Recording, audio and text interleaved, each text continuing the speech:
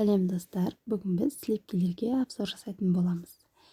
Сливкилердің түрлері өте көп, қандай тортқа қай сливкиді қолданған дұрыс, және де қай сливкиге творожный қосуға болады, және де қоспауға болатынын айтатын боламын. Ең ескеретін жайт, сливкидің пайыздығы міндетті ме? Әрине, достар, сливкидің пайыздығы өте міндетті. Бізге 33 және 35% сливкилер өте маңызды.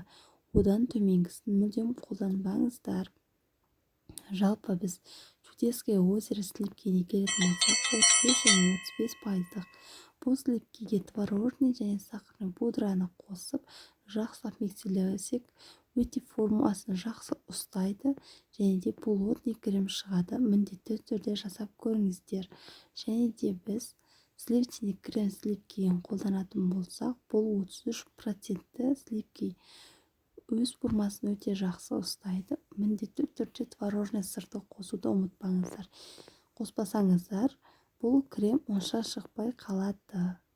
Ескеретін жайт.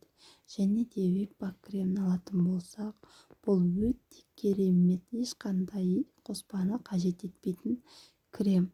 Жай ғана сахарный пудраны қосып, жақсылап миксерлесеңіздер, өз формасын керемет әрі күшті ұстайды.